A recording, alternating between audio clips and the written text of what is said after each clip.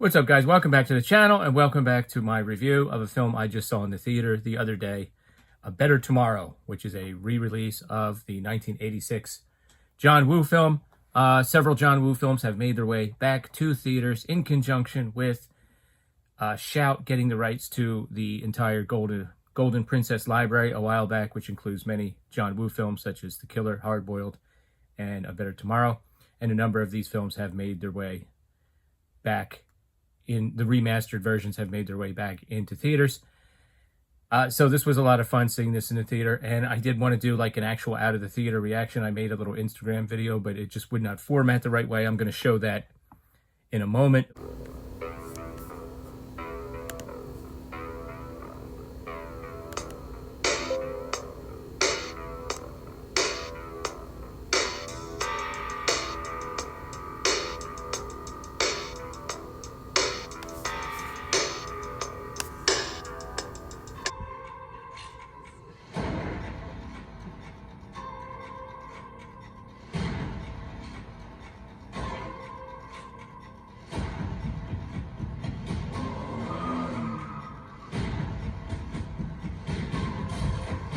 Wouldn't show on Instagram the way I wanted to, so it kept cropping it. But so here it is, my review of A Better Tomorrow. Incidentally, a few weeks ago I missed my chance to see Hard Boiled because we had some snow here in New Jersey, quite a bit of it, and I had to change my plans.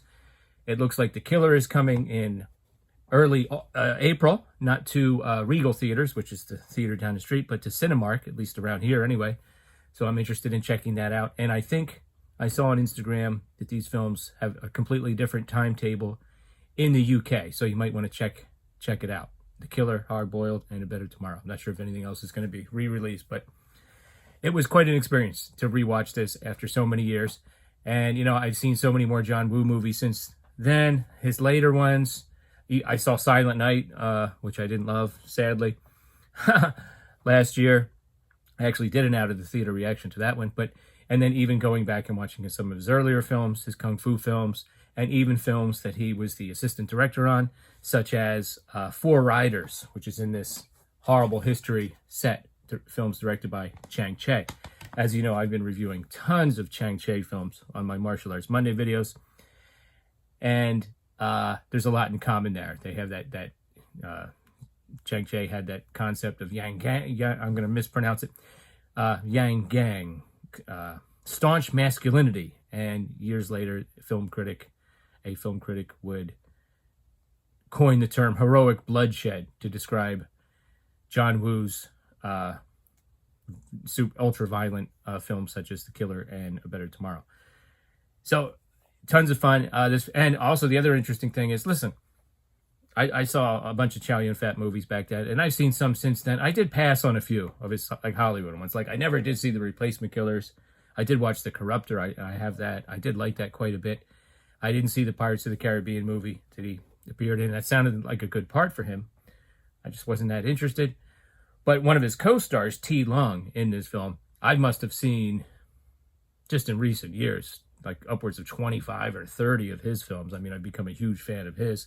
I've had that whole David Chang, T. Lung 12 film box set, and then all the Shawscope volumes and everything. So a great cast in this. And you have these two guys, they're involved in a gang.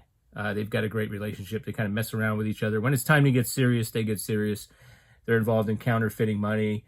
And T. Lung's father was at one time involved in criminal activities. He's kind of getting out of it. And he's got a younger brother who is joining the police force. So unbeknownst to him, T. Lung and his father have been involved in criminal activities, and eventually he will, of course, find that out. His partner, T. Lung's partner, is Chow Yun-Fat. And you just kind of see their day-to-day life, you know, I mean, for a little while, and it's like a parallel life. And the brother is played by Leslie Chung as Sung Si-kit, and he's got a new wife, and they're, you know, T. Lung's just trying to shelter him from what's going on with this gang. They have to make a trip to Taiwan, and Chow Yun-Fat stays behind, but he takes there's a young up-and-coming guy in the gang played by Y.C. Lee, who has a pretty prominent role, and I guess I just missed a lot of his films because he's still active today. But looking up his filmography, I have seen some of his films, but this is one of the 4 big roles in the movie, and he was a guy I just didn't remember that much. So that when they go to Taiwan to do this deal, they get set up. Little did they know that the gang they're supposed to deal with, there's been sort of a coup, and the head man has been thrown out, and this young upstart wants to take over, and he's just going to massacre everybody. So there's a shootout. T. Lung ends up getting sent to prison. The other guy escapes. Years later, when he comes out, this guy is now like the big boss. The big boss is still there, but he's like a figurehead. And at one point, T. Lung even goes to the big boss. He's like, "Aren't you making decisions anymore?" And he just says, I defer to him. So this guy goes through quite a transformation as this sort of upstart gangster, still wet behind the ears. And a few years later, in typical John Woo style, they pan up, and he's walking down the steps with all these goons, and he's wearing a nice suit, and his trench coat is flowing behind him. I mean, these films had a real visual flair. He's got all these goons with him, including the late great Xing Fu An, who always played sort of a henchman. He would show up in A Better Tomorrow 2, which I've since watched, by the way, because I was so interested in the films, as a different character, but also a goon. So, lots of familiar faces in this one. And when we learn that this plan went awry, Chow Yun-fat goes into action. And, he just gets this resolve, and nothing you can say is going to stop him from getting revenge. So there's a great scene in a restaurant where he just goes in and starts shooting. He brings some extra guns and stages them very cleverly. The music, the soundtrack is awesome during that part. We'll get to the rest of it in a moment. But the image of Chow Yun-fat with like a match in his mouth, with 2 guns, 2 automatics, and a trench coat sort of blowing behind him, blowing people away. It's just like, to me, that's like almost as iconic as Clint Eastwood wearing a cowboy hat and a poncho with a cigar. I mean, it's right up there. I hope he comes back for one more sort of similar type movie where maybe he's playing the boss or something, and we get to see almost like an homage to some of these scenes. But just like in The Killer, where there's kind of a similar scene, he ends up taking a couple bullets, unfortunately. And his leg is messed up. So then we flash forward. Now he's almost like a lackey. He just like takes care of the cars for the big boss, who used to be his underling. And T. Lung is just like, "Oh my God, what happened to my buddy?" Well, John Woo himself plays a cop from Taiwan who shows up, and he's trying to get more people arrested, but the extradition is tricky. And the younger cop brother has figured out what's going on, and it all heads to a fiery conclusion. This movie was produced by Sue Hark, who also has a role as a musical director, because the wife of the younger cop brother is a cellist or something, and she has a disastrous rehearsal, and unfortunately his attention is obsessed on taking down this gang, so he's not always paying attention to her. Some of those scenes are a little on the humor side, but it's pretty effective. Now, when the brothers get together, and when you have scenes like that, the music is very sentimental. It's still a good scene, but this movie like sort of wears all of its emotions on its sleeve. It's not like subtle. It's still a good soundtrack overall, but it's very, very sort of sentimental. Also, just kind of cool to see Hong Kong of the 80s, and even the film parts in Taiwan were pretty cool. Like what a time capsule. You know what I'm saying?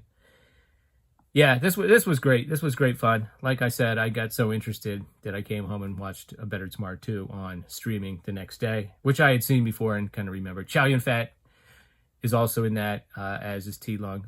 Most of the characters return, even though they have to do some interesting plot twists to make that happen. I won't say any more, but did you really think everybody in this was going to survive in one of these movies? Of course not. Yeah, it's a really solid film through and through. It was a lot of fun. It does now, and a lot of times when they have these re-engagements, like when Harry and I went to see Alien, they had an interview with Ridley Scott in the beginning of the film. This time there was an interview with John Woo at the end of the film. I could not stay. I had to go pick up Harry at the airport, as a matter of fact, speaking of Harry. But when we saw Alien, they had that interview in the beginning. It was interesting. At this one, as I was walking out, I heard some of it, and apparently John Woo was pretty much saying that Schuhart gets the credit for having this film being made. Nobody really wanted it, and he was the one that went ahead and produced it. He will eventually go on to direct the third sequel, which is a prequel to the first two films, which I have not seen, but I'm definitely interested in seeing that. Anyway, that's it, guys. What are your thoughts? Let me know in the comments below. Are you interested in seeing any of these John Woo heroic Bloodshed movies when they come back in the theater? Have you picked up any of the physical copies from Shout? Of course, now we have to go through Groove to pick those up. And what are your thoughts about John Woo, Chow Yun-fat, or anything else that I mentioned in this video? Let me know in the comments below, and come back again for some more film reviews. Thanks.